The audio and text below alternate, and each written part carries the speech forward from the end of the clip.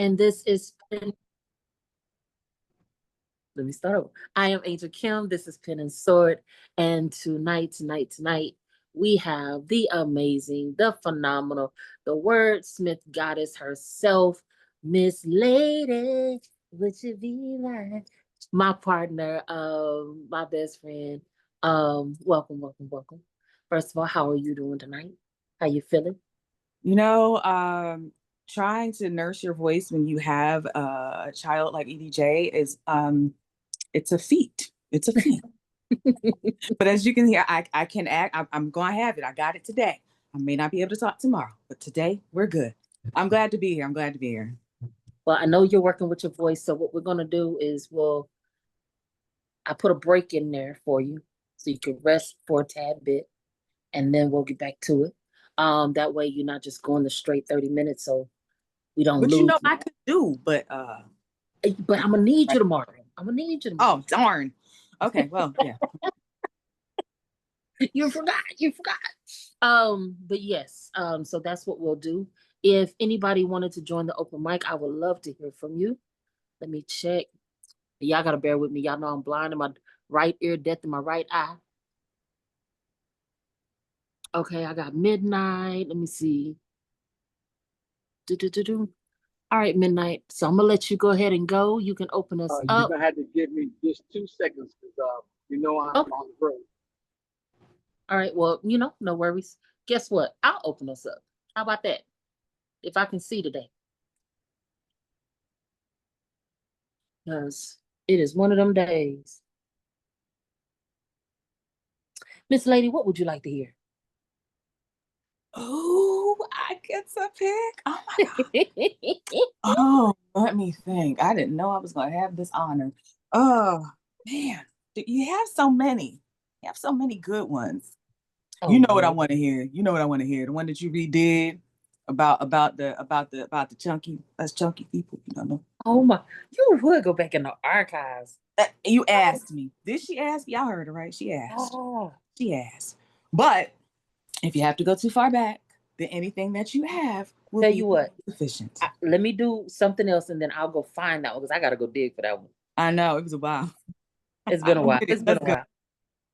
So let's start off with something. It's kind of new. I did this for Miss Nita, not the one from yesterday, but this is a different one. So we'll start off with this one. It's called "Where's the Love." Let me see if I can focus. Where's the love when black girls become breaking news and people start scrolling names like unwanted credits at the end of a tragedy nobody stayed to watch? Where's the love when hands meant to hold them turn into hammers, nailing coffins shut instead of promises kept? I hear vows twisted into violence. I do's become I'll do damage. Bands become bent into brass knuckles and kisses crackle like gunfire in the night.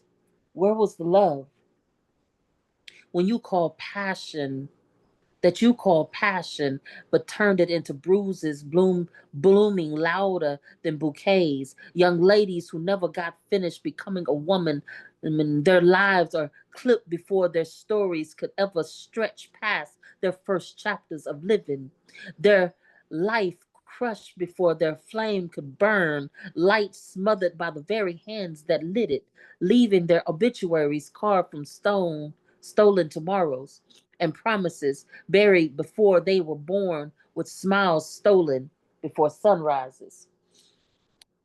Every year, nearly 10 million women and men become victims of domestic violence. Every minute, about 20 people are physically abused by an intimate partner. And I'm tired. Tired of hearing stories like Leticia Green shot at work by her ex husband. Tired of hearing apologies and eulogies, tired of men masking murder as mistake, tired of preachers preaching peace over bodies. But maybe now they'll receive the peace they've hoped they'd one day receive. What was the love when 911 became a death sentence? Where protection failed to protect them, or officers offer outlines instead of interventions, or just simply forgot to file the paperwork.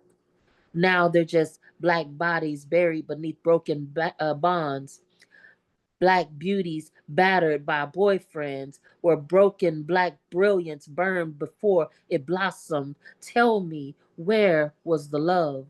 They say love don't hurt, yet here it is. Love turned lethal, a four-lettered word holding hands with homicide. Kisses carving tombstones, with families holding onto embraces that will one day fade. I want to scream their names until every syllable shatters. I want to drag silence into the streets, make it confess to being an accomplice, because every quiet neighbor, every closed curtain, every friend who didn't check in, they all share fingerprints on their skin. So where was the love? It should have been. And the fathers teaching their sons that black women are not punching bags for their pain. It should have been in the brothers standing guard, our uncles showing honor. It should have been in men learning that manhood means mercy, not manipulation. And until the love shows up, we will. We'll wrap our women in words of love, raise our voices like riot shields, protect them with poetry when the world refuses to. So I'll ask again, because questions shouldn't sound like it's lost to deaf ears, and love should never arrive as an afterthought. If action doesn't answer, then silence will be the guilty party too, while standing over another grave, pretending it didn't know the body's name. And that's a taste of Southern soul. All right, all right. In here, y'all don't have to be quiet. Y'all can say something. That was Edie J in the background. Oh Lord. My allergies are killing me. I love it. I love it. Thank you, thank you, thank you. All right, all right. I know we have Midnight, so we're gonna let Midnight go if she is ready. And if anybody else wanted I'm to go, almost just there. Just give me 2 seconds. Okay. I All just right. pulled over. All right, all right. Let me see who else do we have. You Hey, can put me Devlin. after midnight. Okay. You want to go before midnight since she's pulling over, or Sure. okay? That'll give her a chance to pull over safely. So, Okay. Triple P, you have the mic. All right. This piece is called Sunday's Letter to God.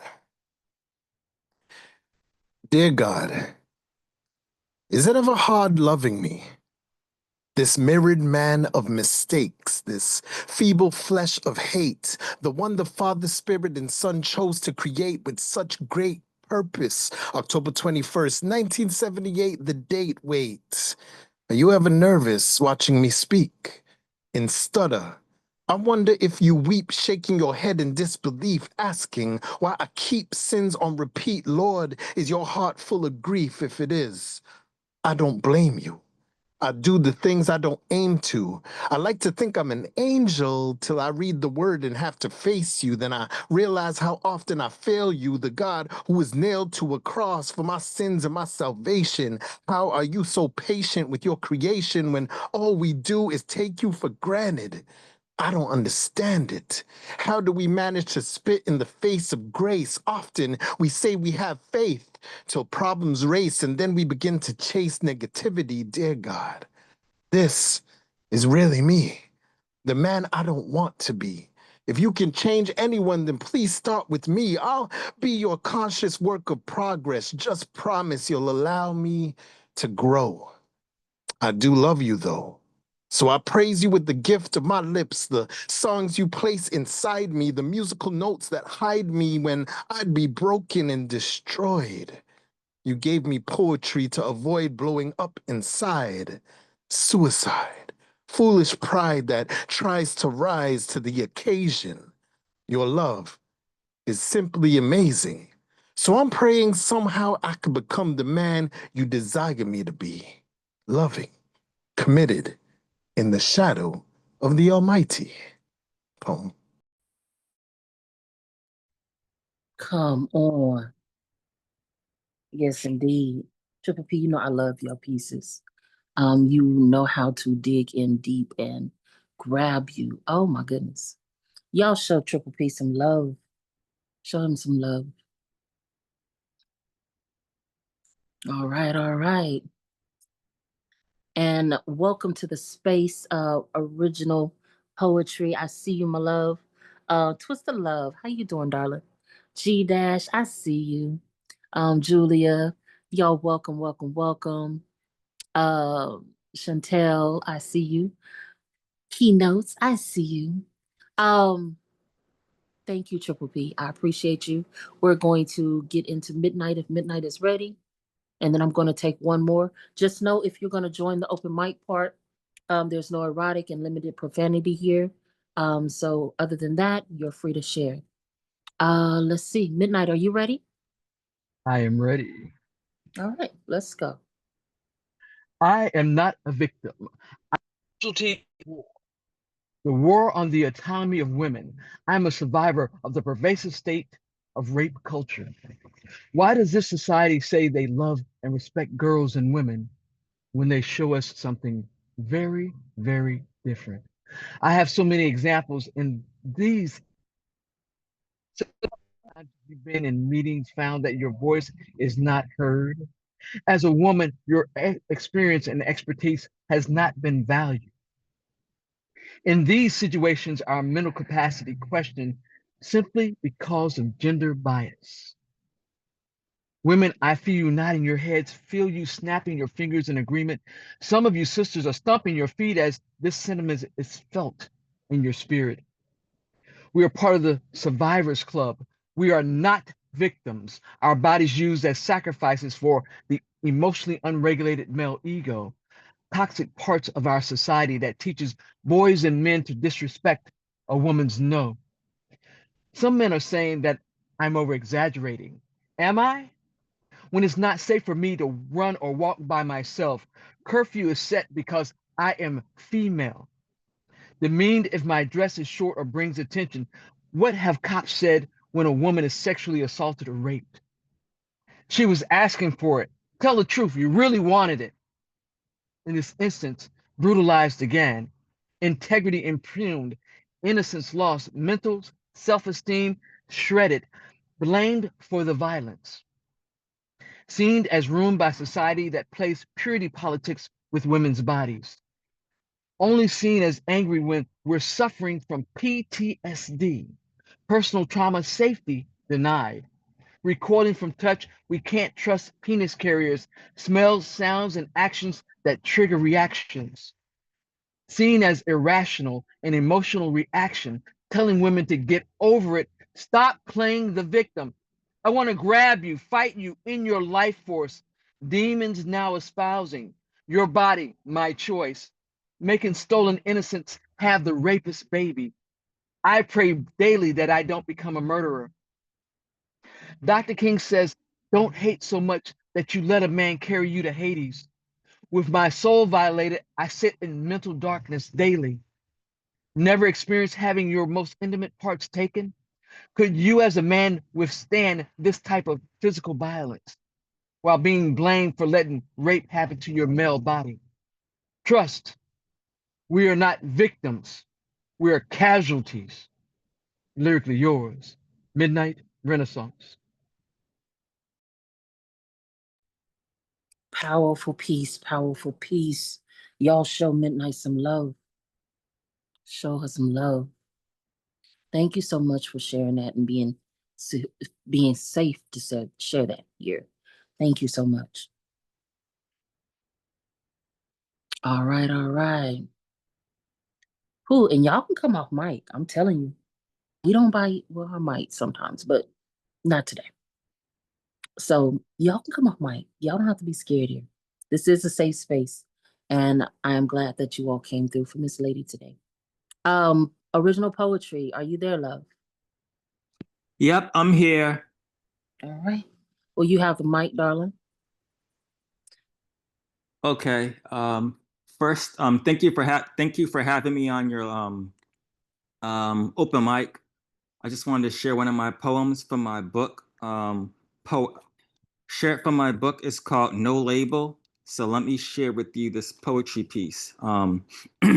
Listen, there's a cauldron bubbling in the basement of my soul, black as night, black as my melanin, blacker than coal, where syllables melt into molten gold.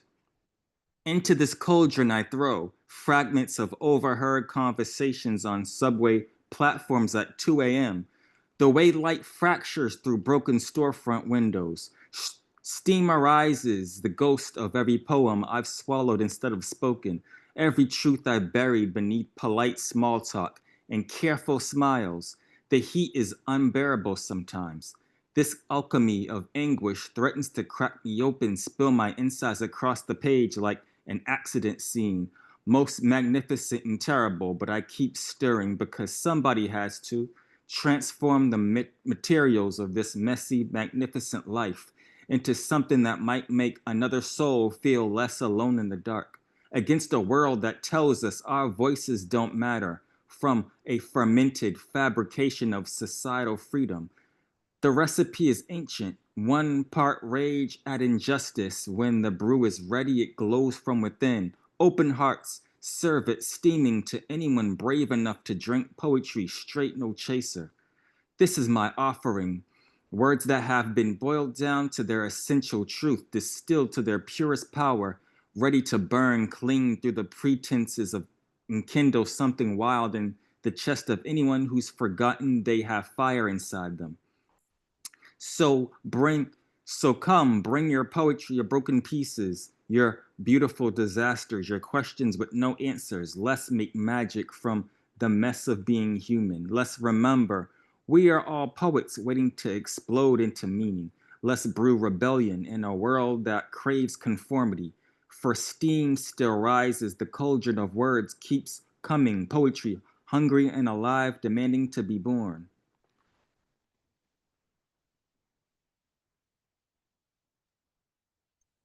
Y'all show original poetry some love. Show them some love. And what's the name of your book?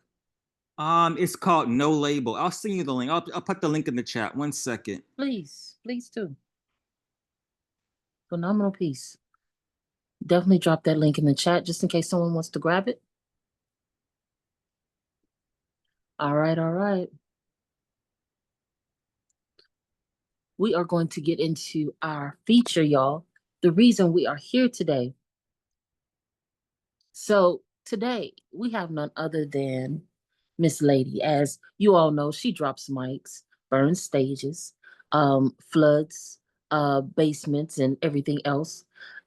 She is a Brooklyn-born poet. She is a therapist, and she is a cultural force. If y'all didn't know, you knew that. Miss Lady began writing at 8 years old, transforming ink into spells of resilience, sensuality, and survival. Her work is rooted in chronic illnesses and mental health advocacy, and that has earned her the 2025 National Spoken Word Award for Overcomer of the Year. Thank everyone who voted for her, by the way. And also, she was nominated for the LBJC Golden Poets Awards for Wordsmith of the Year. So she'll find out if she won that one or not next week. So yeah, we're looking for her to bring that title home too. She is a licensed social worker with over 20 years in the game of mental health. She also holds a black belt. For those of you that don't know, she lethal in multiple ways. And Pang So Do. You know I don't know how to say Pseudo. that part. Yeah, because I'm like, I don't know what she sent me that for, because she know I'm gonna remix that. Tang Pseudo. Her up and coming book, Trauma Grammar, will continue her mission to reshape modern day poetry. She's also, and she left out a lot. She's also one of the admins for my poetry club, Love and Lyrics, where she has been with me. What now? 3 years? Three, 4? It was like 4. Yeah, 4 years. Look, time is going. 4 years. Phenomenal mother, phenomenal poet, phenomenal therapist. Yeah, just phenomenally put together all together. So first of all, thank you for being here and saying yes to be in my feature today. Tell me, Miss Lady, what is it that drew you to poetry? Wow. As I was, working on multiple different projects, I was thinking about that. And all I remember, my earliest memory was this, in case you guys don't know, Gen X here, boombox, right? My parents gave me the boombox that was like on his last legs. And so Mhm. I would be in different rooms just pretending that I was a DJ on the radio and upcoming, um, so I was writing poetry and I had some plays, how much of a plays you can write at 8 or 9. And it really just started there. And then in my teens, it really became the thing that I used instead of journaling and a diary, because my being at home was not at home. I was in out of home placements a lot. So you got used to don't carry anything that you might lose and someone could use against you. So basically, I learned how to put everything into words that people would have to, kind of decipher if they really wanted to get to know me. Nice. So in the multiple years that you've had in the game, we're not gonna put your age out there. I What do not care. I look good for my age. Good for that. Them youngsters better hope they can. Them youngsters better hope they get to be this old. Oh, respectfully. um, what has been the most exhilarating accomplishment that you've had in this journey? In the writing journey, Yes. I have to say it's happened over the last like 5 to 10 years, and it just keeps, it's kind of like a snowball. For me, it's not, I mean, love the award. Listen, I love it. But it's whenever someone says that, me too. I know I'm not alone now. That meant something to me. That helped me. That whenever I hear that, it really just makes my heart melt. And it means that my words did something. They meant something to someone else. And there are too often times where we go through things and we feel like we're the only ones who are doing it. And it takes somebody to go out there and just be brave enough to put themselves out there, and Mhm. that's what does it for me. I feel that. I think that's why I love you to death. Because you I not love only you. do it for you, but you do it for other people, to touch other people, to help other people. So yeah, definitely. Well, we're gonna go ahead and get you going. Um, Go ahead and let people know what you're about to do, and let's get into it. Well, first of all, if you were expecting the regular stuff, that's not happening here. If you've been around for the last week, you heard me say this is going to be a little different. So don't get ready to tune out. It's not happening. Don't try to cook. It's not going to happen. You might want to just hang out, chill, relax for a second. First, I want to say thank you to Angel Kim and to Sorrow. Thank you so much. Anytime someone asks me if I would be a feature, if they can interview, I'm like, me, really? And it's so exciting because it means that there's something that you bring to the world that someone wants you to share, and so that means a lot to me. Thank you so much for having me. Um, and I've been battling my child EDJ because she does not understand the whole trying to rest your voice thing. But we made it. We're here. Yes. So I want to say thank you again. We're not just doing poems. We're not just doing stories. Throw all that out the window. What we're doing is an experience. Ooh, yeah. No, you got that little tingle down your spine. That's exactly what we got going on here. Oh, Yeah. Go ahead. No, Angel Kim, don't do that to me. Oh, you said let's go. Okay, got it. no, I said Uh, let's go. I'm like, I'm okay. excited. I'm like, I'm ready for this experience. Let's go. I believe that my producer James is in the audience somewhere. I'm not doing anything over here with the technology because it might boot me. But if you are here, thank you. And to everyone who showed up, thank you so much. You mean so much to me, and I appreciate you all. So you're gonna leave with some lines that you wrote. during my feature. I know, get that. It's nice. Some things, you might not have expected, and maybe just one truth that will not let you sleep the same. So let me tell you something. Last week, and this is for real. Like, my life is like this. I always have something to talk about. It's crazy.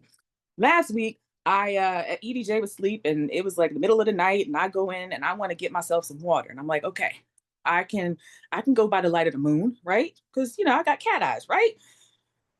No, that's not what happened. So poor Max cat was sleeping. He's a box cat. He likes to sleep in cardboard boxes. If you have a cat, you understand what I'm saying. Aluminum foil balls and everything. Yeah. So I'm pouring, can't really see. And water splash, cat yells and just moves and runs. And it's just chaos at like 2:00 in the morning. And I was thinking, maybe I should have turned the light on, right? So here's what I'm asking you for this evening. What was your water bottle in the dark moment? So that was mine. Me literally filling a bottle in the dark, thinking I had cat vision, but I didn't.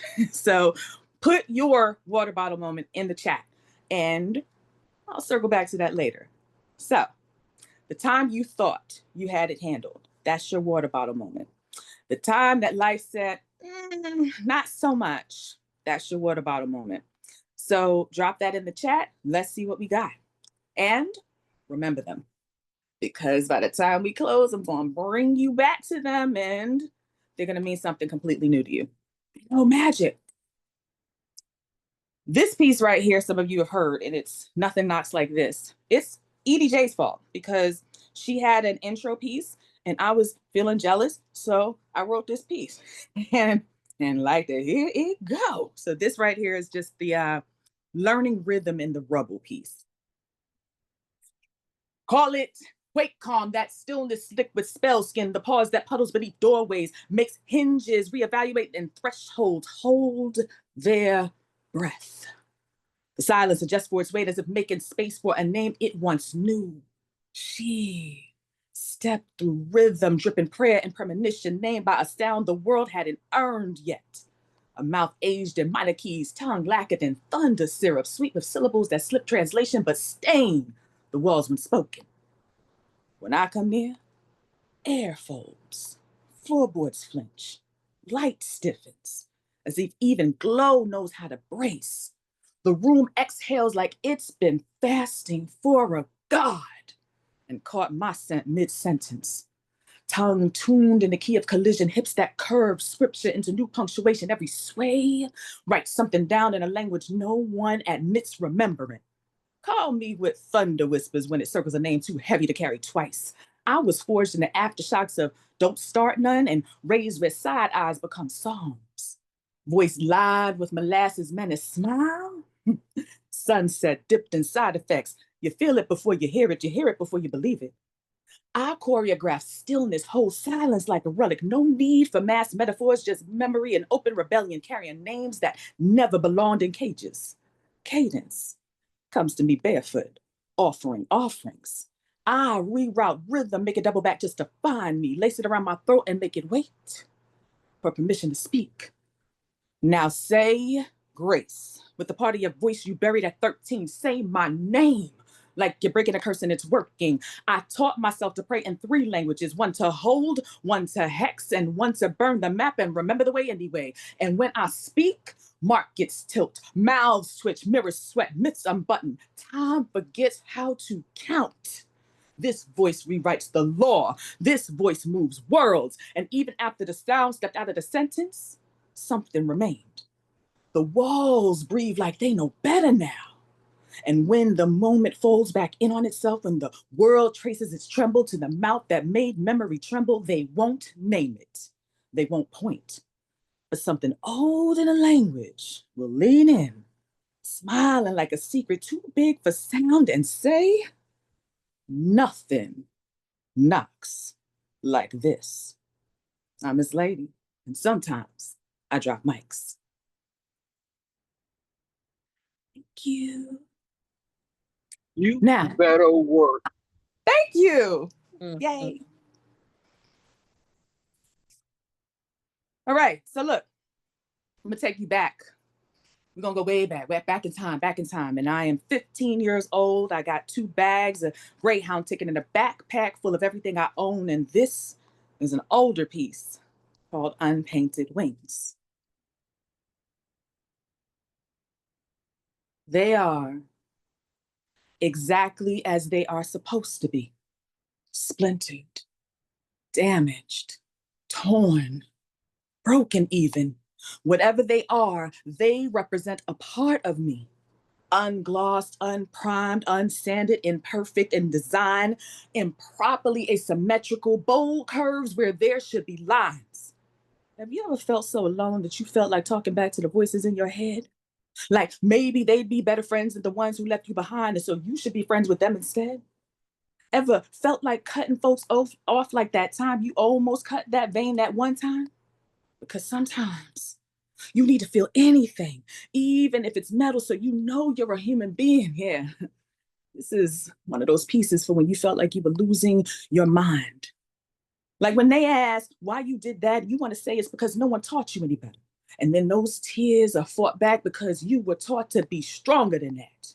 So you take that deep breath and say something funny, witty, brilliant, and clever. Everything was yours. It was never ours, never mine, never shared. I carried my whole life in a backpack or 2 bags or whatever, fit in 2 hands on a Greyhound bus at 15 years and snuggled with my life possessions in strange, ever-changing beds. I heard blanket parties down the hall. I slept with locks pressed in my hands, wall pressed into my back on that landing. That one time I strategized how to get away from that man. The struggle called my life was always real, even though no one ever asked, how do you feel? Didn't even matter.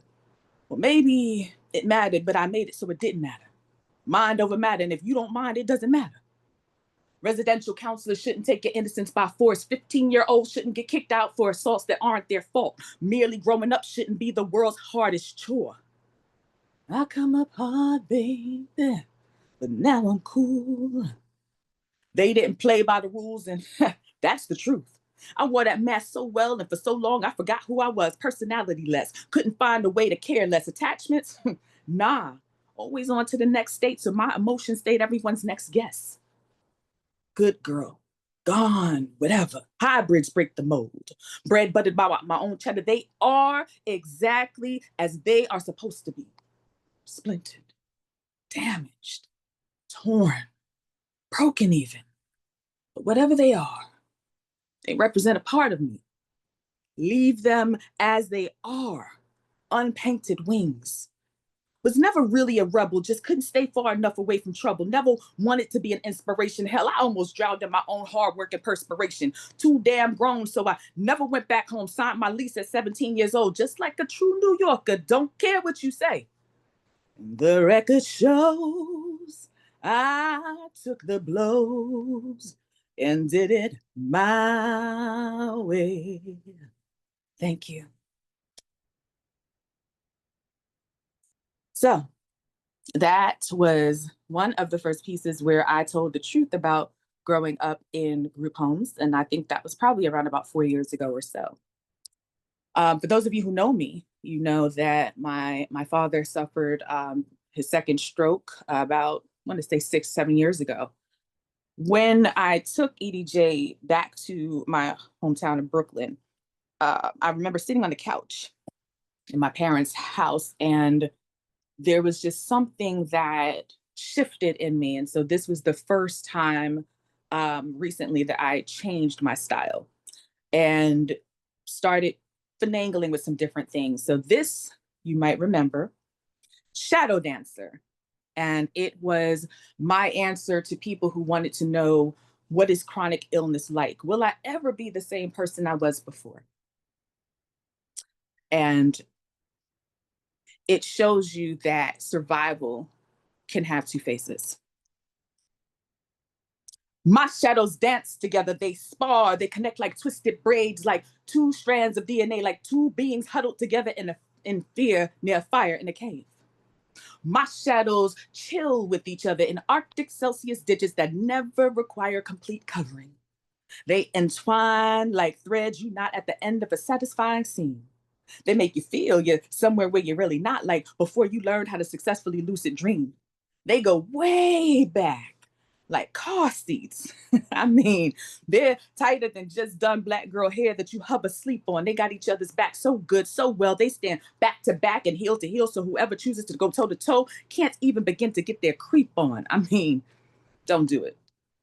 My shadows split from each other like Peter Pan's shadow from when Disney was real, like the Brothers Grimm.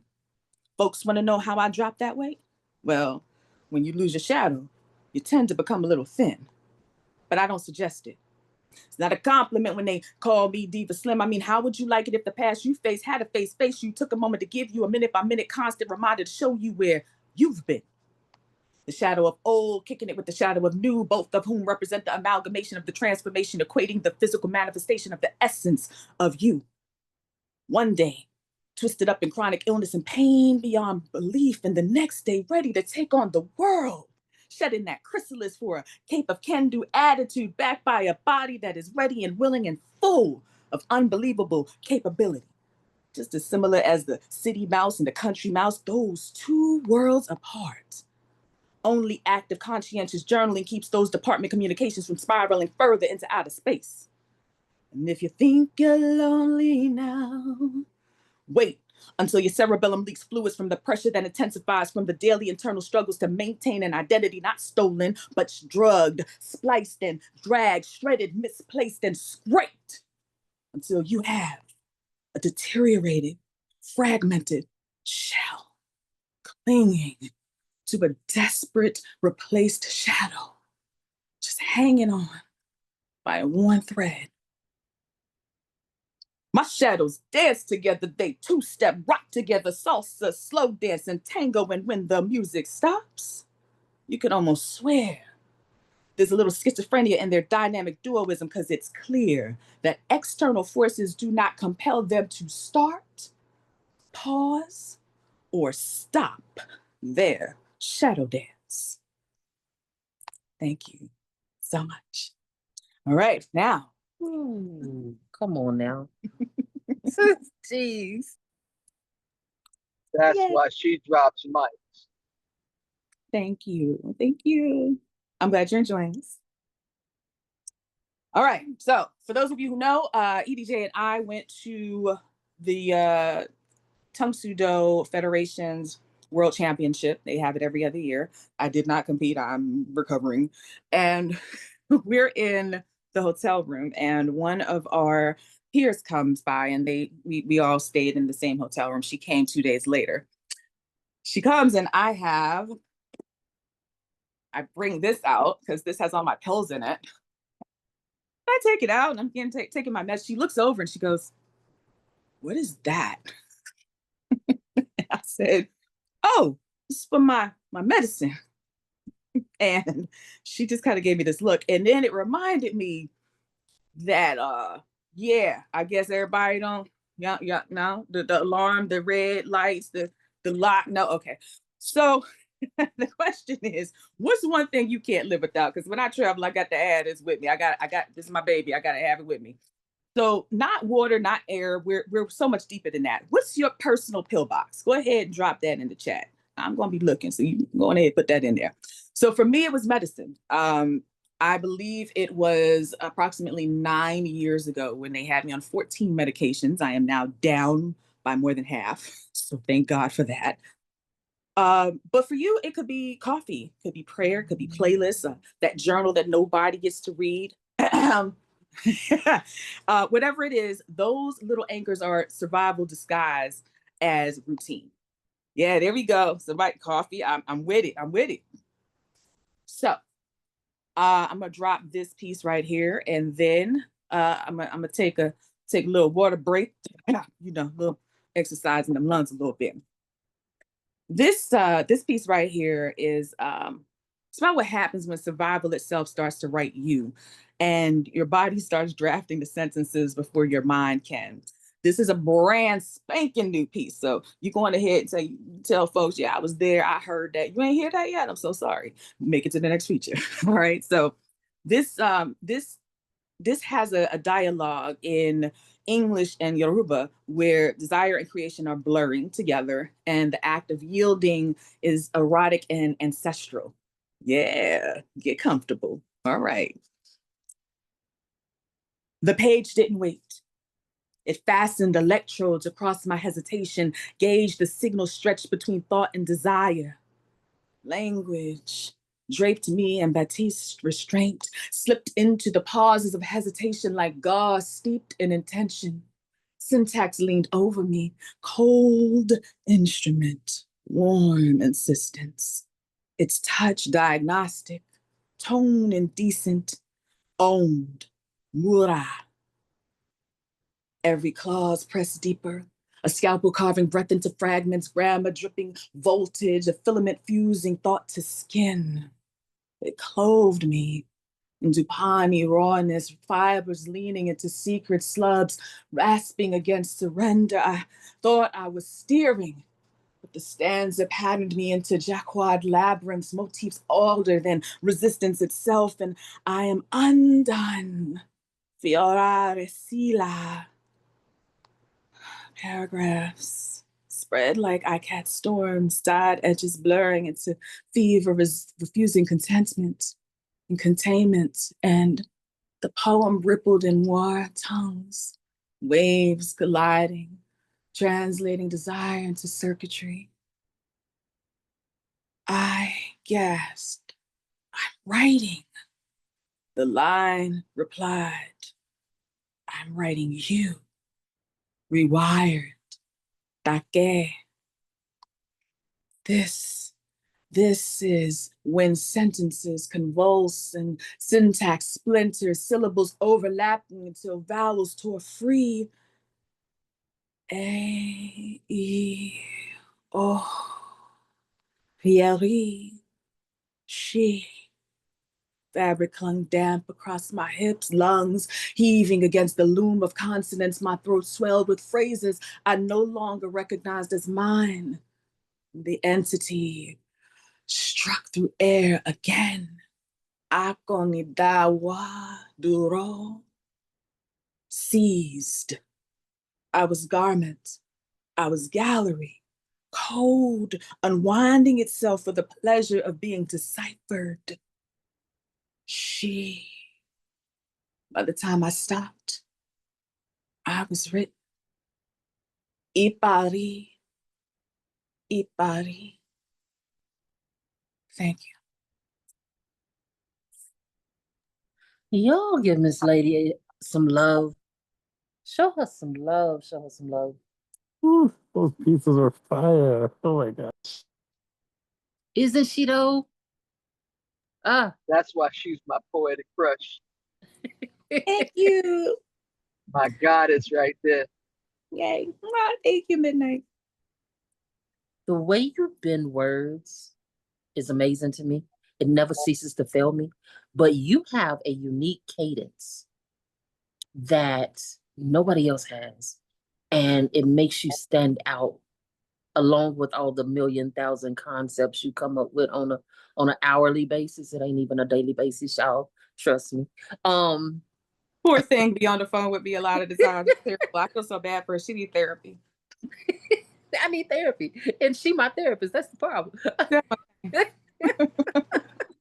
But it's funny because I talk to her daily and we could be on the phone for 2 minutes and next thing I know, so I got a new concept or I got a new this or I got a new, I'm like, I got a new series. I don't know how many. She got about 30,000 series over there right now, so I'm gonna need her to go and put them out. But I love that your brain never shuts down. Your brain constantly is in motion. Like even when you sit down to sleep, you wake up and be like, so I had a dream and I turned it into a concept. And so I wrote about 5 pieces last night in my sleep. And I'd be like, fix it, Lord, fix it. But I'm exaggerating, but I'm not. So yeah, I want to ask, what's that like? What's it like to be inside your head? Yo, it's crazy. it's really crazy. Yeah, I literally will be sleeping. A matter of fact, I took a nap for like a half hour today and I came up with a chorus of some sort. I Don't See? exaggerate. But you know, I told you I'm not exaggerating, but I'm exaggerating. See? yeah, that part. You know, I've always loved words. I've always loved them. You know, I read all the English stuff when they gave it to us in elementary and junior high school, and then I moved to the Spanish. My parents had the nerve to have French books at home, so I went through that. I was teaching myself different languages when I was like 9.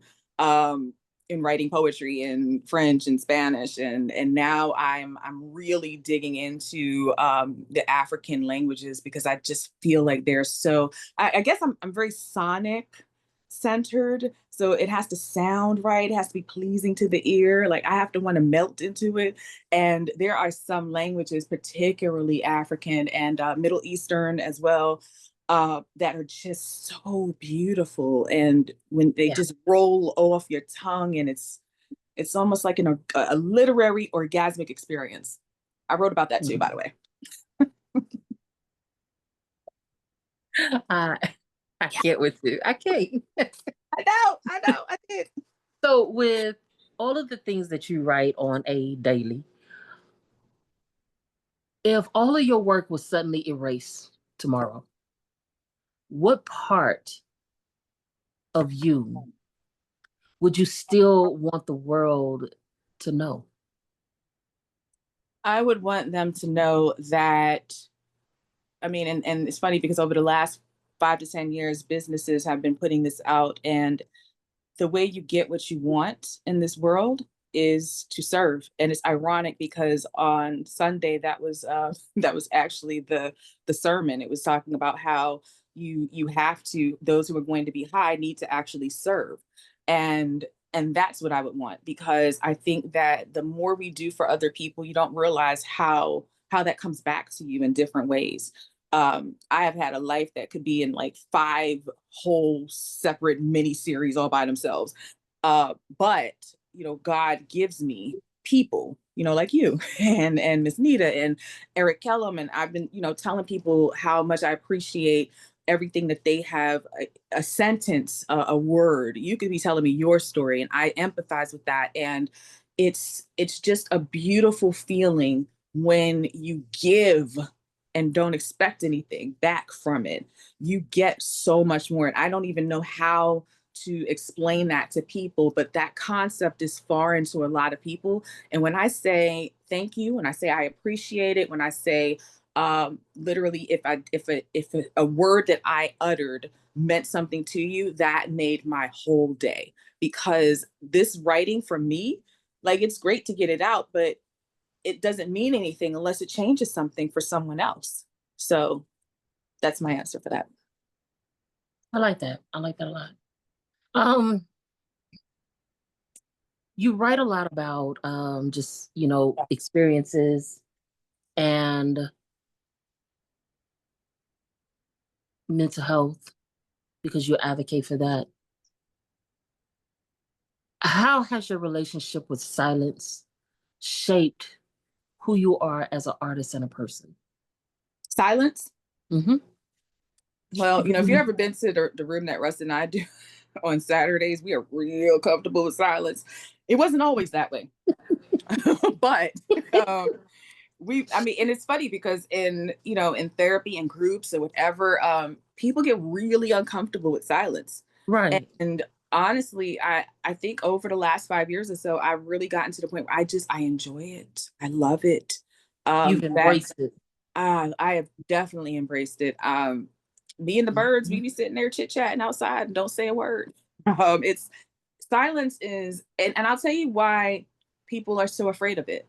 Because, you know, that whole, I mean, when the pandemic happened, I got so many calls. I had so many messages from people who were asking me, Mm. how do you get past this being alone thing? How do you deal with what can I do for self-care? And it was overwhelming a lot of people. And I had to step outside of myself because I really did hit the point where I could be by my daggone self and be just fine. Um, you have to get to a point where you're comfortable with your thoughts. That's the problem. You got to be comfortable with your thoughts. You, when you're by yourself and there's nothing going on, it's not distracting you from anything. Now, all those negative things that people were saying about you come and spin around in your head. Now you have we call it the tape recorder, playing back all of the situations you wish you changed. And that gets to be a lot for a lot of people. I learned how to stop the tape, how to change it, how to shift. And it was a constant battle daily for a while. But once you get to it, you are so incredibly blessed and feeling grateful for the times when you could just be by yourself. I'll be waiting in line and I'll put my phone away and just sit and just breathe, So that's my answer for that one. Yeah, I know the pandemic drove a lot of people crazy insane because they were alone and isolated. It didn't bother me because I was already isolated.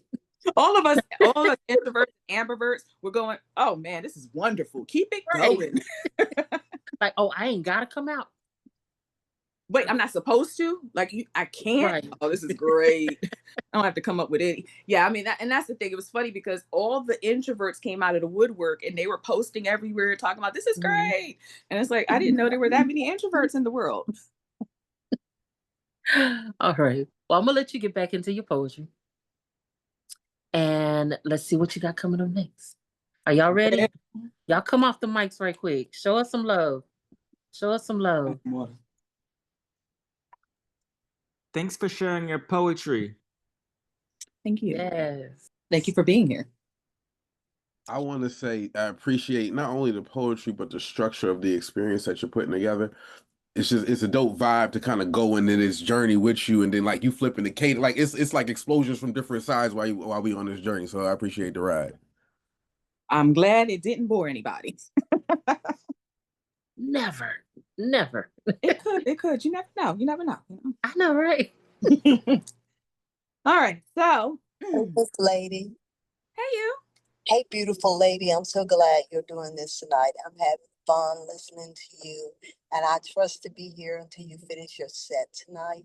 You drop mics even when you're calm, and you look amazing. Oh, thank you. You're welcome. Don't she don't? Thank you. Thank you so much. I pay her, y'all. No. Thank you so much. I appreciate it. Okay, so this is where we're gonna have a little fun. We're gonna have a little fun right now because some people have heard me, throw out a couple of lines every now and again for folks, and I'm like, please stop reading us 5-minute pieces. I'm just saying some of us have attention problems. And as AK knows, I decided, why not write a piece about this? So here we go with that. I'm here for this one. I am here for this. It was a long time coming. All right, so it's called 47 Seconds. And it's, again, brand new. So I'm going ahead and brag about, you know what I'm saying? Some of these things, I will forget about it and put it in the cupboard somewhere. And 5 years later, I'll be like, remember that? I don't know what you're talking about. So here we go. Tick, tick, 47 seconds. That's the leash. The fuse already hissing, burning towards silence. Attention. A God with no patience. Short fuse, short temper, turn away too long, and it abandons you mid-thought, mid-sentence, 1 in 5, 18%. Never even light the fuse. Brains built for detours flicker on, off, on. Wait, where were we? So let's play. Violet, ladder, spoon. 3 words. Hold them tight. Pretend they won't leak through your fingers. Already, I've lost some of you. Your gaze is gnawing the wall. Your mind is slipping sideways. Dog tugging its leash. Not by weakness. It's design. You're wired for drift. Not the Tokyo one. So here, count backwards from 100 by 7s. Go. 72, 65, gone. Now spell world backwards. DRLD. tripwire. Your tongue stumbles, mine face plants. Meanwhile, the fuse keeps burning. This God doesn't grant extensions, doesn't clap for effort, doesn't wait for you to catch up. And memory? Memory is a thief, slick and laughing. It stole your ladder, it hid your spoon, painted violet and visible. And so when I ask again, you'll swear I never said it. Tomorrow, you'll remember maybe a tenth of me, a shard, a splinter, the rest dissolved, bartered away to silence, traded for something shinier, something louder. But let me swerve, because half of you already left in your head. So here, bananas. Bananas riding unicycles across glass rivers, juggling staplers, quoting Shakespeare badly while set on fire, reciting your Netflix password, and you're laughing now. Attention just sprinted back into the room. But it costs. Every drift is a story dropped, a warning unheard, a child ignored mid-sentence, eyes bright, voice small, learning that silence answers louder than love. Now that's the grave price. Not my words. Yours. What you miss when the fuse burns too fast. Tick, tick. The hiss is almost gone. Attention is fragile currency. Spend it wisely before it forgets you. You were waiting for more and I'm done. So, quick check. Who remembers them 3 words? Anybody? Come on. 3 words. It was 3 words. Y'all know I'm playing the Jeopardy music in my head right now, right? Okay. Nobody asked you, EDJ. So Devlin dropped. Right, Devlin got it. All right, Yeah. Devlin got it. And that's why Devlin's on our team. That part. So that's survival for you. Some things they drift, some things they anchor. Angel Kim, did we have any chats, any words in the chat? Y'all need to be in my head sometimes. Any words in the chat that were answering the questions from earlier? Yes. So your first question, let me go back up. And this is why AK runs things. All right. So Devlin said, hot girl summer during my unemployment. Midnight said, putting my shirt on backwards. I said, I had just accepted a job promotion and then 2 days later was laid off. Yeah. Then Triple P said, the day I thought I could get drunk and still do poetry feature. I forgot every poem and ended up freestyling 3 pieces. Oh, that's hilarious. I love it. Yeah. Oh so my that God. was for your first question. Okay. And then what was your second question? Let's see here. Oh, what was the pill? What your pill bag? Yes. What is your pill box? What do you need to take with you? Okay. Original poetry said headphones. Triple P said insulin and poetry. I said my pill bag and a big red. Kevin said coffee. It's funny because I was reading that and now it's coming back to me. This is helping my memory too. Okay, got it. Love it. And I'm not even going to try to pronounce your name because I would remix it.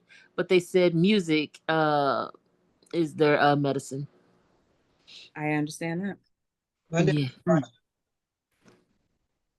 is Avacha. Say that one more time. My name is Avacha. Avacha. Okay, thank you. Because I was looking at it going, oh, Lord. That's a nice name. I know, it's different. I like you. Mm-hmm. All right. There we go. That's what I'm talking about. Okay. So, Devlin was showing off. Some of us Devlin always showing off. She does. All right. So, the next piece that I have is me declaring war and worship at the same time. Yeah, so it's a manifesto for those of us who weaponize language and call it healing, because that's what we do now. And what is it? It's another new piece. It's almost like I didn't lie to you when I said that I had new stuff tonight. So if I trip over my words, you have to just excuse me because it's new. All right, so this one here we is don't called. know. We don't know. So This one is called "I Don't Play Nice." It is the Audium Empress Prophecy. Audium, I don't play nice. I play empire. Play hunger, turn cathedral arches, echoing fever. I play silence, wetted thin drawn like silk against my skin. Galaxies echoing bronze drums, resounding a cadence that crowns where empires begin. Raised in voltage, cradled in tremor, fed chalices brimming with lullabies laced in error, codes carved and stoned, and odes submitted to my own celestial throne. Kindness came counterfeit. Coin spun, gone by dawn's kiss, crown built from the breaking shift, wounds poured, molten under God's eclipse. I don't play nice. I play arrhythmia. Pulse leaps kingdoms, beats break citadels, detonates turbines, thrones collapse in its spell. Etiquette, draped in fleece, I peel it with laughter, let the lion breathe. I grind etiquette to powder, paint my throat with its dust. Mercy drips from my wrists, perfumed, impossible to hold. And plus, I pour laughter into mirrored vessels, and even shadows drink their own faces. I tilt my head, and constellations spill like coins across the floor of my tent. Rooms arrive polished, I split them into centrifuges. Clauses scatter like ash, contracts flicker, command lines combust before your lips can recite them. I don't play nice. I glitch the air. Syntax buckles when I exhale, neurons spill voltage into the understructure. Your compass spins itself to dust. Air thickens into consonants. Your breath drags vowels across the floor. Silence rings bronze into your chest. A hymn you cannot refuse. Generosity, a reliquary glowing hazard red, a sigil pressed white hot to the skin. Each gift carries a pulse, a warning you cannot translate. My dominion be Audium. Galaxies drink its golden silence, each drop ringing bronze crowns radiance. I drink obedience like wine. Obedience lingers on my tongue. Nectar, prayer, your surrender beads across my lips, and I swallow it slow. When you approach, remember, I was raised in counterfeit kindness, yet crowned myself in ruin, scar turned scepter, wound transfigured to throne. And I detonate. I lick devotion from your vows until even silence tastes of me. This tongue is comet fire, every word collision, every syllable world remade. Vorash, Eliath, Elria, Shakti, Tapas, Yote. I said heat, penis, fervor, austerity. I speak them, and the air bends, whisper them, and kingdoms turn liquid, breathe them, and galaxies rearrange their crowns. When your empire collapses, my crown will still be burning. Whole galaxies wearing my fire like jewelry. Constellations speaking my name and flame the dark, whispering it back until eternity exhales. Now, Audium. So, I hope you enjoyed that. I don't play nice. I play aftermath. Oh, Jesus. You know what? We're gonna fight after this. Let's do it. You can beat me up. So Oh, heck no. all right. So she's gonna have to tell me when my time is up because it is what it is. I don't know where I'm at. But Trauma Grammar does come out. It'll be out within the next month or so. You'll have the actual date coming soon. And because of Trauma Grammar, I feel like I needed to do a piece called I Speak in Aftermath, just so that you can understand a little bit about what this non-poetry chat book, aka experience, is going to be like. Because this is not I just pull this out and read some poems. It's not that. This is I pull this out when I want to do something different, when I want to reach out and call this person I have no business calling, when I want to feel better about my decision, when I put up boundaries and they try to break them down. This is the book you pull out when you need it. And it is a living document that you can put your hands on and flip to whatever page you need. So I speak in aftermath. It's a new dawn, it's a new day, it's a new life for me. I speak in aftermath. Aftermath walks in like instance, opens like blue note bent sharp, a rip unresolved, thick on the tongue. Aftermath, sliding smoky through the lungs, hanging in the room like a cord that refuses release. I speak in aftermath, where silence once squatted heavy, where forbidden names blistered the mouth and unsaid sentences rattled like coins in the horn, each syllable aching to be spent. I speak in aftermath, my throat a saxophone, mouth the trumpet split open, every line a bent chord progression, spiraling like sandalwood into rafters, seducing even the air into listening. Every attempt to silence me only tuned my throat sharper, so I speak in aftermath.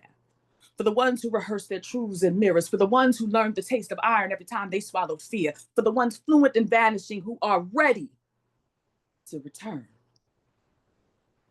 I speak in aftermath. And all I can say is, are you ready? Are you ready to be present? Are you ready to be free? And this old world is a new world and a bold world for me. Language drafted in the battlefield, trauma composed, the bass note reclamation leans in as the refrain, and a top note rises, sharp perfume with sage and clove, saturating silence until it sings. Speaking aftermath, with vowels vibrating like midnight bells, with consonants colliding like cymbals, with syllables swinging like incense and procession making every witness claimed. I speak in aftermath, and aftermath multiplies. We speak in aftermath. Every survivor a rhythm section, every lexicon a layered harmony, diffuser flooding the lungs of the room. Aftermath is written across constellations, a grammar the sky refuses to erase. Choose a word. Let it rest on your tongue. Taste it like amber oil. Let it rise like smoke. Let it write itself into your skin. And when you wake tomorrow, it will still be there. It will speak you as much as you speak it. That is aftermath. I speak in aftermath. You will too. We will too. And even the air will testify. They tried to erase me. All they did was carve space for my return.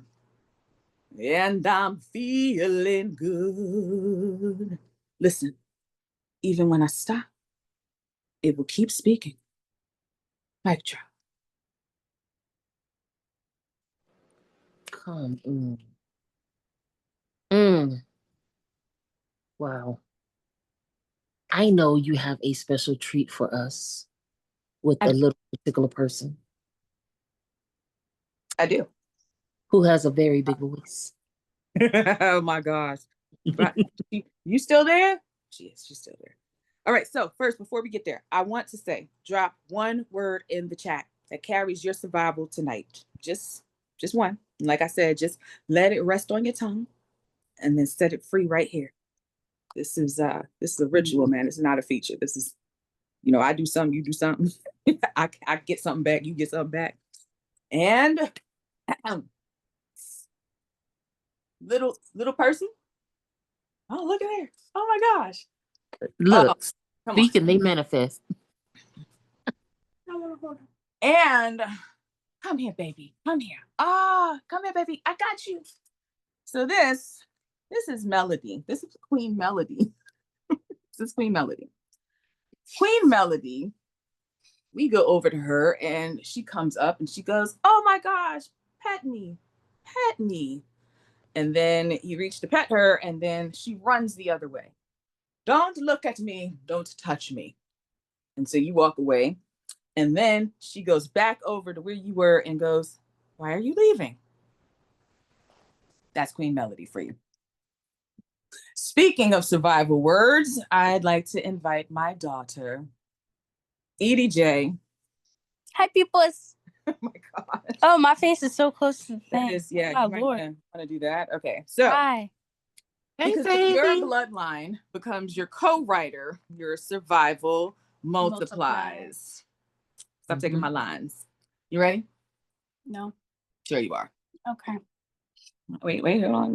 Get over here. Get on. Okay. All right, there you go. There you go. Mama knows how to share a little bit. All right. Hold on. Yeah, sure. 1, 2. I see your true colors shining through. I see your true colors. And that's why I love you. You're different in every way. Write with the eraser and seek sun in the shade. A ball of chaotic energy, a little genius penning in creative frenzy. I look at you and see pieces of me. Remember, wabi sabi, there's beauty in the imperfections we see. Rika suri kansugi. You're complicated. You struggle to be the best you can be. You feel like you just can't do it, but keep pushing. I know how it feels to slip and slide while everyone tells you lies about how to quit, but keep going. You'll get through it. You think you're broken, but there's a crack in everything, and that's how the light gets in, according to Leonard Cohen. Keep on moving, even when the stop signs are put up and depression sets in. When you don't see the point, find a prayer to use, then sharpen, create your own. I see your true colors shining through. I see your true colors, and that's why I love you. I love you. I love you too. I love you too. Come here, baby. Melody. Come here, Queen baby. Melody. Melody's just like, wait, no. Say bye-bye, Melody. Yeah, that part. All right now. Bye-bye. You know, get the bunny out No, of here. wait. Bye-bye. You know what? That's terrible. Cannot with my child. All right, so. Oh. All right, so let's make history. We're going to take those survival words that hopefully you did drop in, and we're going to stretch them into a single line. It doesn't have to rhyme. It doesn't have to be perfect. Just one line that feels true. And then you're going to drop that into the chat because we're going to write something together. Isn't that great? Yeah. All right. Now, while we're doing that, you remember that water bottle in the dark? You know, I thought I had cat eyes. I was mistaken. Clearly, I'm just human and I don't have any superpowers. So those spills that we talked about earlier, that's what tonight was, a spill into something brighter. It's proof that we are still here, still pouring, still learning to laugh, even if it's through the dark. So this was my first step on the journey, and I am so honored that you guys are all part of it. I'm so excited. This was so much fun for me, and I hope that it was fun for you. I'm never going to forget this night. And while we're doing this, I just want to say we are launching the publishing company. Listen, you know, when you have EDJ and you got a bunch of stuff going on, stuff just, you know what I mean? But anyhow, I want to say that everybody who's here tonight, we are going to be offering you can have a 30-minute consultation free, or you can have a publishing consultation free. So coaching, publishing, 30 minutes free because you're here tonight, because I want to say thank you to Tesoro.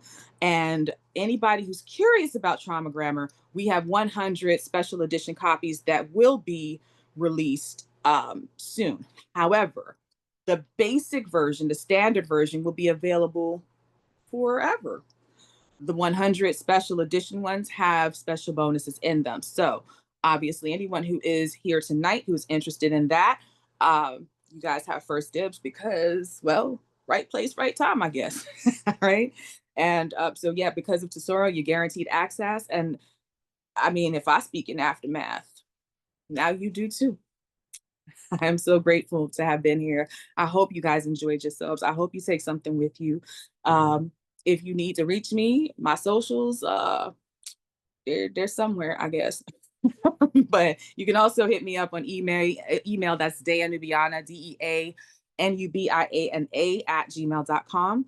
And bam, that's what we got going on. The publishing company is Zen Publishers. The imprint is Scriptura, and we are looking for 25 authors. We already have, I believe, 10 who want to be a part of something really, really special in that particular group. And like I said, we will be releasing a lot of that stuff soon. If you hit me up with an email already, which a lot of people have, you're already on the list. You do not need to worry. So thank you all. That's all I got for now.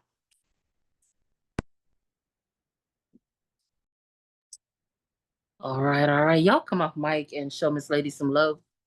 Show her some love. Show her some love.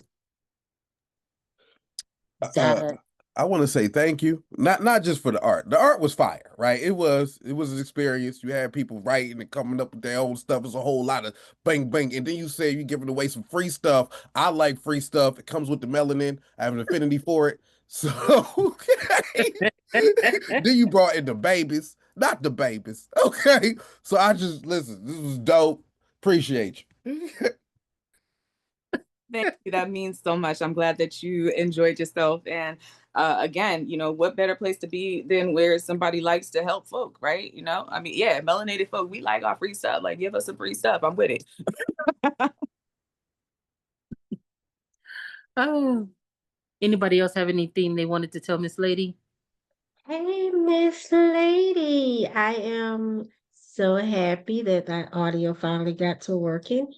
It is so nice to hear and see you perform. I mean, I've seen you, but I get to like stare at you and you can't stare back at me. So you're absolutely beautiful. I love your expressions and the way that you actually perform with the visual that I saw and the audio that I could hear. So it was absolutely an amazing session. I have 50,000 things I have going on. So I want to say to you and Angel Kim, because both of you gave me a reminder, timer for so that I would not miss it. It's absolutely a beautiful night. You did what you came to do, and that is what you always do, and that is bring it. So thank you for sharing your art. Thank you for sharing your love so gracefully. Thank you for just being you. Love you, lady. I love you right back. Thank you so much. Hey, I just want to know where can you find the replays at? I confuse my Central with my Eastern. Jerry. I'm dying. Oh my gosh. Hi, Jerry. What I heard was great. So if I could just catch that replay, I'd be good. I can't. I have to check, but I do believe they will be on YouTube, if I'm not mistaken. But yes. Miss Lady. Oh. Who that do?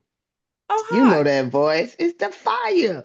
Like I just watched tonight. You and AK, y'all always do an amazing job. It's always a blessing to watch any part of your journey when you dropping mics and such.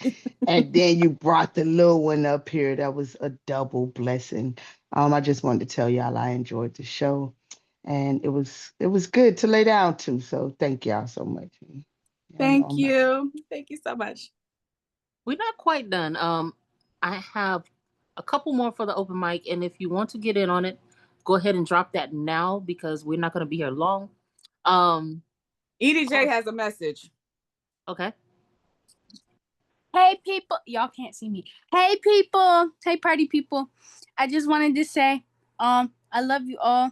Thank you guys for everything, and please donate. Dude, this is not a donate. What are you? Well, actually, I'm glad she said that because I was actually about to say, if you would like to donate to the Tesoro flow, please look in the chat. I have dropped an email in there.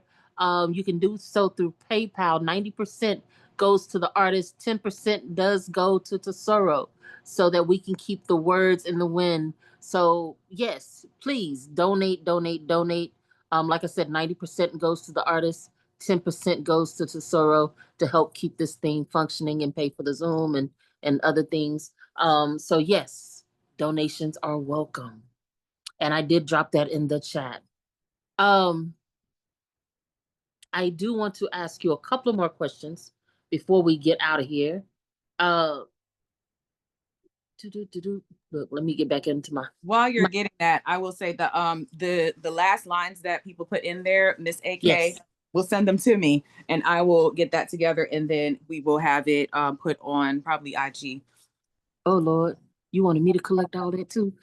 Oh, it's just the last lines. It's the last lines. We talked about the first questions. We talked about the first 2 questions, and we went over the answers.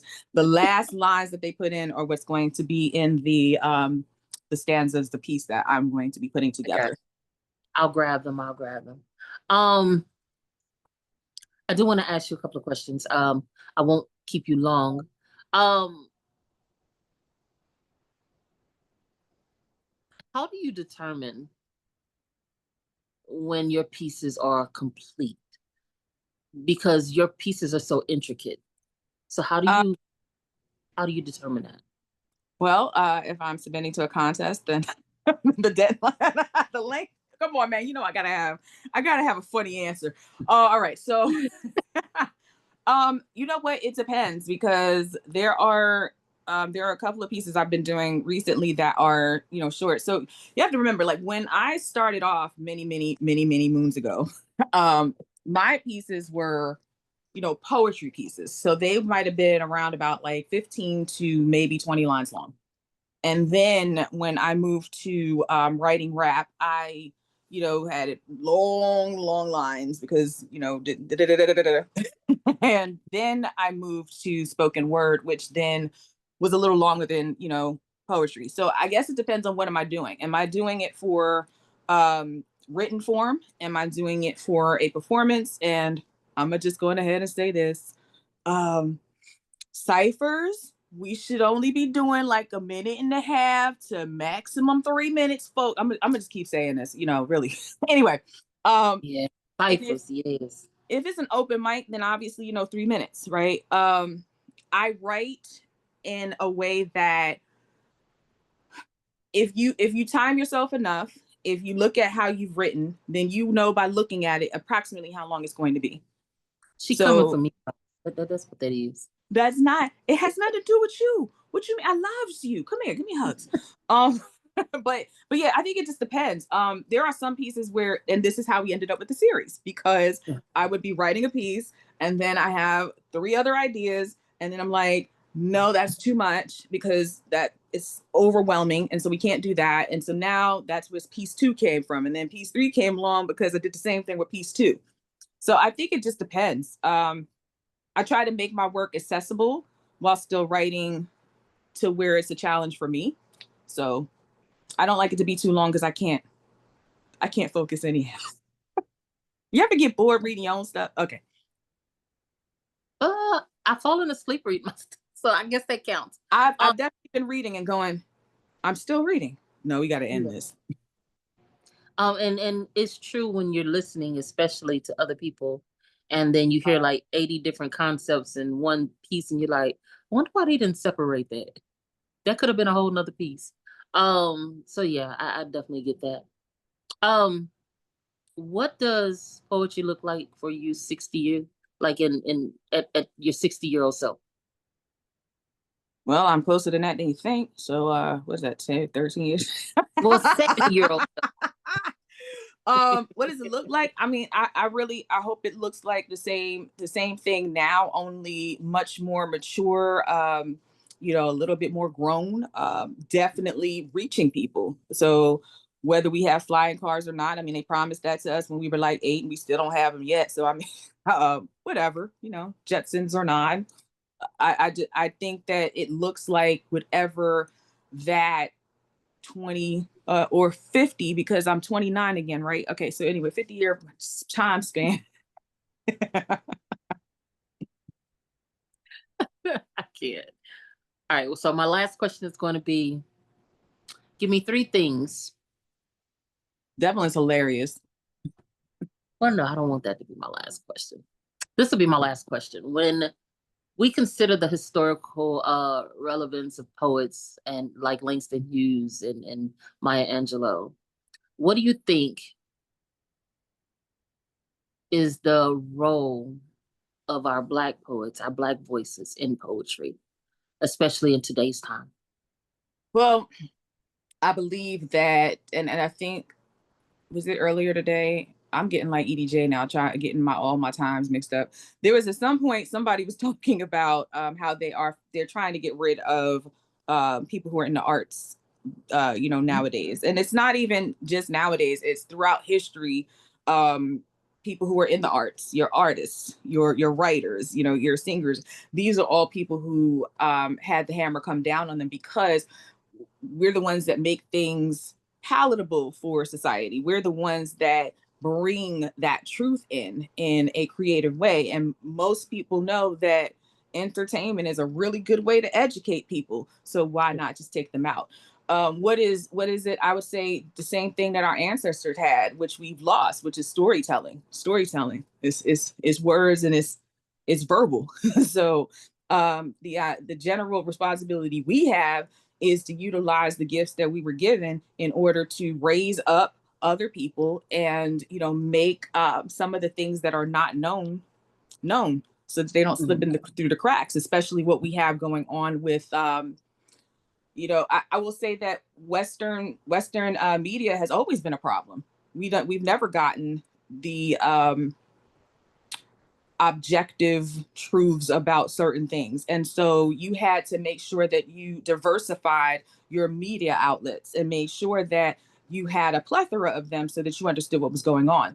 If you have your poets, your singers, your hip hop artists, your dancers, anybody who's in the arts, getting this out to the masses. I mean, sometimes that stuff is undercover and you're not smart enough, can't catch on.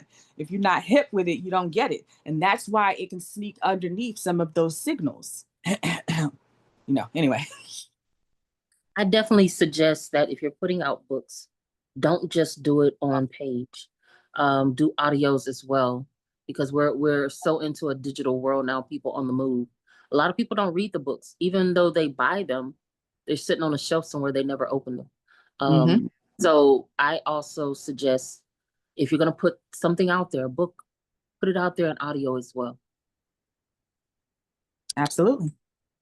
Well, thank you so much for sitting down with us, Miss Lady. It has been a pure delight, a pure joy having you here with us today. Any last words? And then we're going to get into this open mic. I want to say thank you to everyone who came out, and even the ones who I know wanted to come out but couldn't come out, who messaged me. I'm really just like over the moon with the support that I have gotten from the community. Like I told you, I said they now give out awards for trials and tribulations. Who knew? So I'm really come on, I'm gonna rock that one. But I'm really excited. My producer, I've known him for 25, 30 years now. I mean, he puts up with my craziness. And I'm just so grateful to have these people in my life. So I can't stop saying thank you enough. What my last words are, keep building. Don't be satisfied with where you're at. Keep learning. Always surround yourself with people who are better than you. Why you think I hang out with these folks?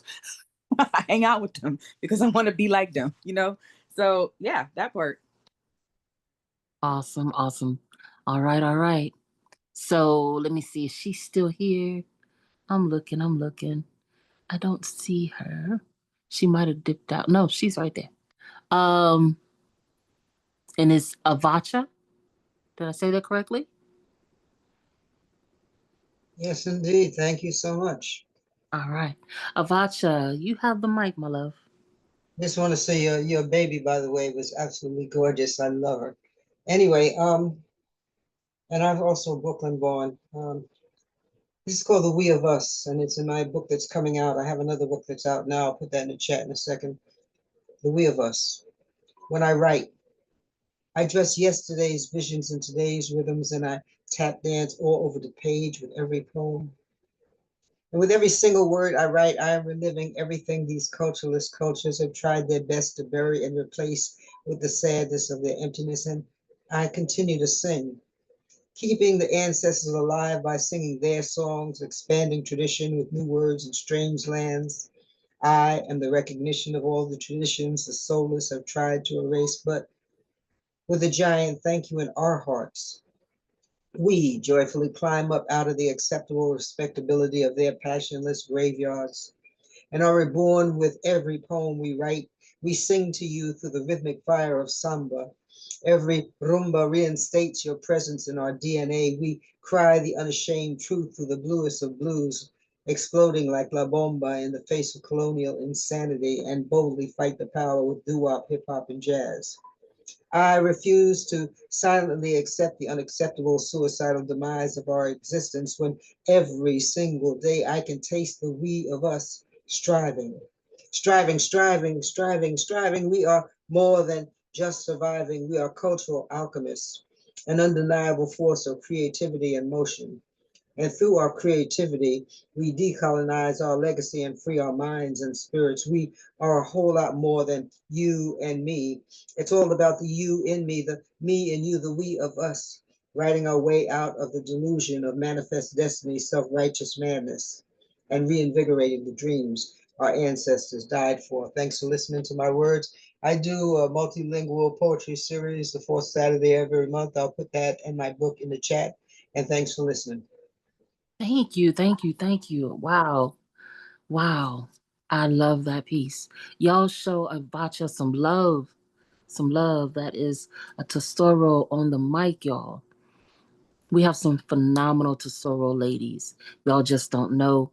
The next one I am about to bring up is the curator and founder of Tesoro. Such a beautiful person, dear person, and phenomenal writer. Next up, we have our Tesoro lady woman, Stacy Dyson. Interesting lot of titles. Thanks. You're welcome. First of all, thank you to our feature, Miss Lady. You and I will be chatting. Secondly, just a little commercial here. Tesoro runs on, God, grace, good luck, and goodwill. We run on donations. So if you're able to, please go to poetswind@hotmail.com on PayPal and drop us some coin. 90% goes to the artist, 10% comes back to Tesoro so that we can keep words in the wind. Appreciate everything. The piece that I'm doing for you all is one of the signature pieces from a book that I'll be dropping in February called Because the Sun Would Not Move. Being who I am is a 24/7, no breaks, no days off. What I was born to be, born to do in this world has always been apparent. No apologies, no questions. And on the days and nights where I toss or cry because I'm hurt, or I'm passed over tired, or I really just cannot take it still, again, one more damned time, you are there. Pushing, scolding, lecturing, singing, comforting, singing, pulling me, singing. You are always there, and I need to remember, I have to remember why I'm here, how I got this place. The debt to my beforeborns, to my grandparents, whether I met you or not, to my father, my mother, even in my darkest times, I have not forgotten you. I owe you, and I'm good for it, I promise. Times are turning very dark around here right now. I could let my heart break, but I can't take time to clean up the mess. There is too much left for me to do. I suppose I could step back, but I don't know how. Suppose I could run away. I don't know how. I wish I could fold my wings and live quiet and keep still and just let my words dance for me alone, make pretty wall pictures in my mind, but you hobbled my soul with grace and responsibility. You chained my heart to passion and possible. You made sure that I would never escape the confines of honor. I don't know how. Because I have not forgotten you. I owe you. And I'm good for it, I promise. Sometimes that promise is all that will let me breathe. Most days that promise is my personal lifesaver, keeps me from drowning in seas of trouble or treason or my own exhausted tears. Hell, with what the world is bringing my way, I will need that promise to act as heartbeat. till my heart stops liable to break. You always said I was hard-headed, but you also said I would never forget a word you said, and I haven't. I don't. I wouldn't dare. Because every tear, every joy, every pain, every exaltation is for you and the ones before me and the ones coming up. I might not sing loud, but I'm keeping on singing. I might not breathe easy, but I'm in and exhaling clear. The walk forward mightn't be steady, but I move. I'm always going to move forward. It is flow written on my heart, tempered in my bones. I was born swaddled in affirmation, baptized in belief. And anybody who knows me knows this girl keeps her promises. Doesn't matter what it costs. So y'all can lay your heads down. Rest light. Your girl has not got lost. My head is kept up. My back is kept straight. You can sleep knowing I have not forgotten you.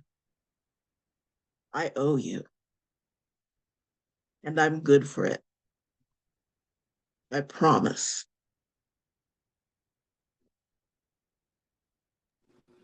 Whoo, y'all, come on. Show some love, show some love. That was Miss Stacy Dyson on the mic. Thank you so much. Wow, wow. I always tell you this. I know I sound like a broken record, but your storytelling is so amazing. So amazing. You know how to grab us and hold us where you need us throughout the whole piece. Man, phenomenal writing. All Thank you, right. darling. You're welcome. All right. I think I only have one more for the open mic, and then we're going to get ready to close out. But let me know if I'm mistaken. And hey, LaRon, I didn't see you come in.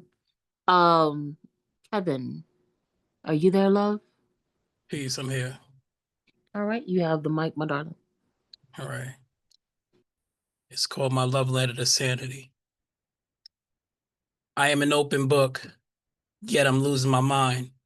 Alone, asking a black man to wear his crown when the storm is harder than anything he's ever seen. But who am I supposed to be there when nobody's there for me? Withdrawing is my only mechanism. It came in the shape of a fork in the plate. She made me feel comfortable. And no, I don't claim to be holier than thou, but my walk has become even more holier now. I take stance every time I reflect on my life lessons. It's truly been a blessing. Lessons I never asked for, lessons I never understood, but endurance shaped me, made me want to go on. But I had to turn my back on people who yet gave me flowers at the same time when I'm trying to keep my eye on the prize. You realize the real reward becomes from the triumph over tribulation, and all I want to do was to make people happy, but saving the community was never a popularity thing for me. So fuck your titles and keep your awards, and I'm not nobody's financial whore. My soul is a vessel, and the only one that longs to make my community better. Trauma after trauma, I've seen cycles of violence devour neighborhoods, but yet I've always seen the beauty rise. Flowers being bloomed from the form of a financial literacy, hope and stitched into boutiques inside of prisons, men suited with dignity as they face trial, women and families finding light in the darkness. But people don't understand the weight of the work. We must guard our mental health. Who stood there when I got the call that my father was gone, when friendship was evaporated in the text, 20 years to be exact, when 38 years of brotherhood died in silence, man, COVID was violent, but I still rise. But how can we be there for you when you can't even be there for yourself? We preach leadership in halls and stages, but forget leadership is practiced in private spaces and rooms, and not only be in public places. I always wanted to know who we really doing this for. And when I rest, I let my work testify, but I still rise. Not triumphant, not unscarred, but accountable. I rise because I showed up for myself. I protect my mental health, or whatever's left of it. Thank you. Wow. Y'all are coming with some phenomenal poetry tonight. Thank you so much. Thank you so much. Thank you. Glad you were able to come through. If y'all have not connected with one another, please go ahead and drop your socials in the chat. I meant to tell y'all that earlier so that y'all can follow one another. I'm going to do this piece that Miss Lady was requesting, and then we're going to close out, y'all. So thank you once again for being here. I appreciate y'all. And y'all bear with me because I ain't read this in forever and a decade. All right. And excuse the language. Yeah. This is Thoughts from a Fat Bitch. Okay. She would choose violence today. Hey, baby girl, you sure pretty for a big girl. You got more thighs than Popeyes, heavy like a Chevy, thick in the waist, cute in the face. You'd be a catch if you just lose a little weight. Daily compliments like daggers dressed up as praise. In truth, you sound like a complete ass. Ignorant and careless with words. Please stop talking where the good Lord split you. They're not compliments at all, just degrading backhanded shots of being called a fat bitch. Words invoking images I'd never be. That thin runway model that's a size -3. Those plastic video vixens seen all over social media and TV. Here's the truth. Let it resonate. My worth, your standards cannot dictate. See, I've always been thick from kindergarten to my teens, then slowly became a plus-size queen. Insults like acid eroding self-esteem, depressing states of mind, hating the beauty I couldn't see. Looking at mirror reflections, thinking I wasn't enough, dying to fit in a world obsessed with a skinny man's dream. But here I stand, refusing to bow to societal superficial beauty standards. Nah, sweetheart, see, that just ain't me. People making assumptions, not thinking it's just in our genes. We're all cut from different cloths, never meant to be the same. We're diverse in every way, not meant to fit in a single lane. Comparison got social media divided like the Red Sea, a never-ending brutal fight pitting skinny against fat, a hollow game. We lose ourselves in chasing fame for likes, comments, and follows, killing ourselves to be top shelf just to be his bottom gal, treated like scum on bottom of shoes after he's screwed over you, leaving you screwed up after screwing you over. Question, was your pride worth the price? Ladies, listen. They prey on our need to validate our bodies, knowing the fastest way to do so is hating one another, putting ourselves down. It's a crying shame that we take social media's impossible beauty standards, turn them inside out, expose ugly truths, feed them into the need to appease others, but never ourselves, entertaining shame in pursuit of an ideal form. But whose ideal form is it? Because it damn sure ain't mine. Fellas, words have power. Think before you speak. Take a moment and pause. You're quick to slide in my DMs until rejected. Then it's, I never wanted your fat ass anyway. You look like a busted can of biscuits, calling us out our names, trying to make us feel shame. Ego softer than shamans. Do you speak with your mama with the same mouths you used to tear women down? Maybe she didn't teach you any manners, or your daddy just wasn't around to teach you to stand up to be a man about it. Instead, you want to tell us how we're not enough. Hell, let's be honest. Neither are many of you. I am enough, just as I am, strong and free. Your standards, your judgments won't define me.